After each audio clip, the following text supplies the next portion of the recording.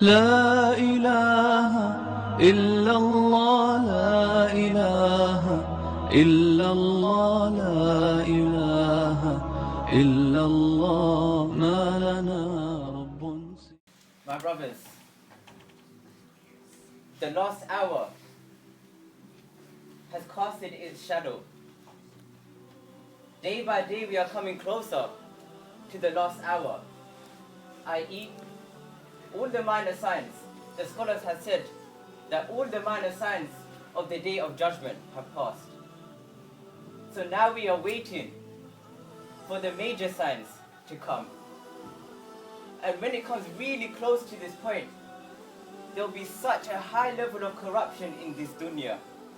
Battles after battles, within wars after wars, so much corruption, until a caller will come out and he will announce the arrival, a special arrival, of a man that all prophets warned their nation about. A man that is known to be the greatest test for mankind. None other than Masjid Dajjal, the false Messiah, the one-eyed liar, Dajjal. He will have one eye that works. His left eye will work and his right eye will be like a floating grate. Some people have this misconception that Dajjal will only have one eye, as if he's some sort of cyclops. He will have two eyes, one working and one dysfunctional. He will be short and stout. He will be short and quite built. He will have white skin with sort of reddish tone. And he will have the letters on his forehead, Kaf, Fa, and Ra, Kafir. He will be born as a kafir. He will live as a kafir and he will die as a kafir. And he will travel across the entire globe. And he will call people to worship him. Now if anyone was to do this, people will only mock him, take him for a fool. But Allah will give Dajjal special sort of powers that he was able to do, special abilities that others can't do. He will go around and he will call people to worship him. He will be drowning in wealth. He will cause the rain to come down and the crops will grow instantly. People will be astonished by this and they will follow him. They will begin to believe that this man is the God, he is the Lord. He will go to an orphan and he will ask him, if I was to bring back your parents alive, would you then testify that I am your Lord? He said, of course. So two shaitans, they took the form of his parents and they said, Ya Bunay, oh my child, worship him because he is your Lord. And so be it, he will be another follower. And others will witness this. Others around the entire world will witness these miracles, or so-called miracles that Dajjal will perform. And they will slowly fall into his trap. Even the believers will fall into the trap. But only those with weak iman. Only those who don't have firm iman. We learn this from the narration of one believer in particular, one of the best at the times. He will come out and he will go to confront Dajjal. However, his followers, Dajjal's followers, will prevent him from doing this.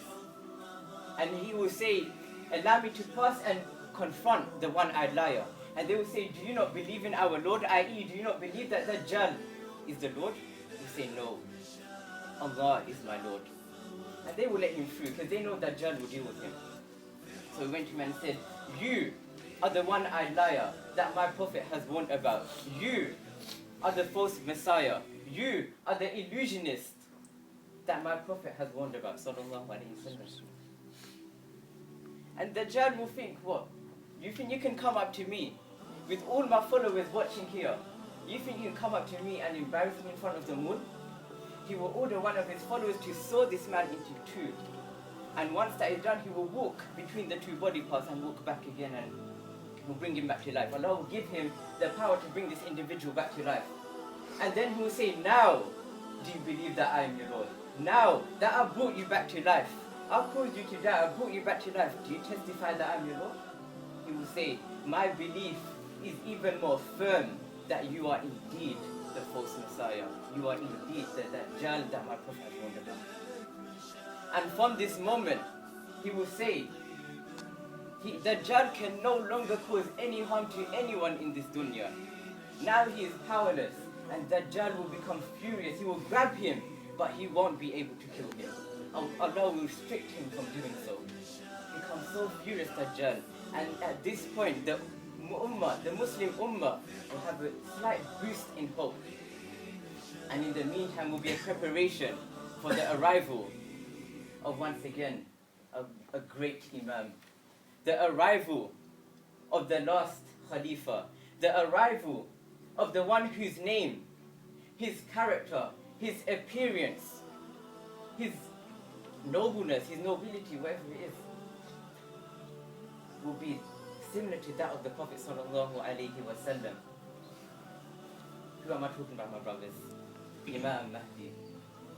When he comes, wallahi, the Muslim Ummah will rise. He will uplift the izzah of the Muslim Ummah. He will revive the honor that was once within the hearts of the Muslims. And when he comes, he will prepare an army of the strongest of believers. Strongest physically as well as to do with the Iman. The Iman will be the highest of them all. However, at the same time, Dajjal will be preparing his army, and his army will increase exponentially. Such a high amount of people that will be within his army. It said that there will be 8 banners, and underneath each banner will be 12,000 disbelievers ready to attack. And the Muslims will be very few in numbers. And after a battle takes place, there will be only 1,200 believers left. 1,200. How many Muslims are there in this world now? 1.5, 1.6 billion? There will be only 1,200. Just over 1,000 believers remaining. So they will retreat and they will rest in an area near Damascus. And they will block the entrance. They will barricade the entrance so Dajjal cannot enter, as well as his followers. And they will prepare for Fajr, Salatul Fajr. They will make their rows. The Iqamah will be called. And at that point, Allah will make the command. Allah will send from the heavens 2 angels descending, with who? Resting on their shoulders. With who? Resting on their wings. None other than the true Messiah. None other than Isa alayhi salam. And when he descends, the morale of the Muslims will shoot up. Their true leader has finally come. The only one that can destroy Dajjal has finally come. And the Muslim will rejoice in happiness, in excitement. But the disbelievers, as well as Dajjal, do not know that Isa alayhi salam has arrived. They don't know he is here yet. So after they commence for Salah, Isa alayhi salam joins the front row. And Imam Mahdi turns around and says, Ya Isa, how can I leave this Salah with the Prophet behind me? How can I leave this Salah? You go ahead. But Isa alayhi salam will say no. Out of his humbleness, he will say, the Iqamah has been called for you. So you lead the Salah. And so be it. After they finish their Salah, Dajjal and his army enter. They break through the barricade and they enter this area near Damascus. And they will swarm in their large numbers. Dajjal will enter thinking that's it.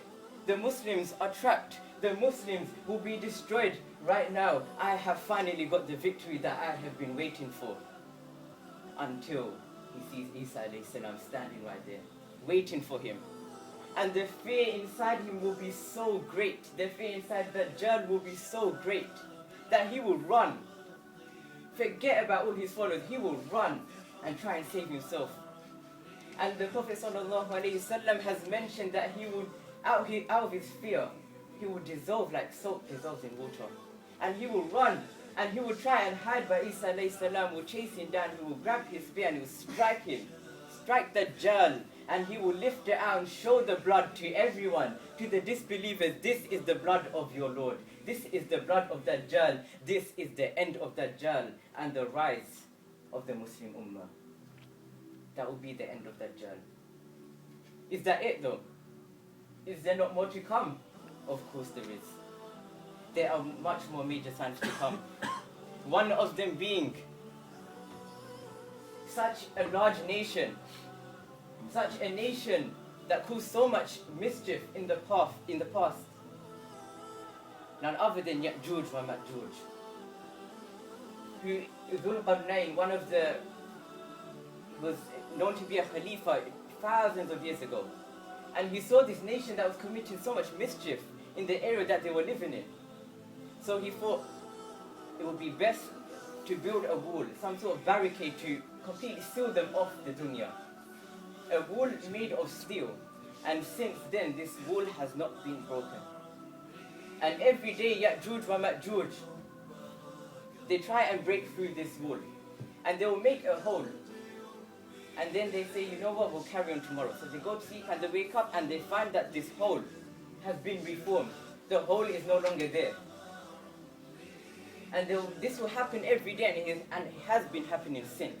Until one day, when the command of Allah comes, and they will say that night, Insha'Allah, tomorrow we shall carry on. Through the will of Allah, we'll carry on tomorrow. And when they wake up, do they find that the hole has disappeared? No, the hole is still there. And they will break through. And when they break through, they will come out like a swarm of bees, causing mischief wherever they go, eating everything that they see, drinking all the water that they can find. They will bypass a lake full of water. And they will drink some of this water to quench their thirst. There's so many of them, far beyond the human population. So many of them that this lake will be empty. After they take their portion out, that which they need, this lake will be empty. No more water will remain. This entire lake will be dried out. That's how many of them there are. And the Muslims, everyone in this dunya will not know what to do. Imam Mahdi cannot defeat them. Isa alayhi salam cannot defeat them. Nobody can defeat them. So they flee to a mountain in Palestine. And Isa alayhi salam will raise his hands and ask Allah, Ya Allah, help us. The Muslims will raise their hands, Ya Allah, help us. And Allah will send.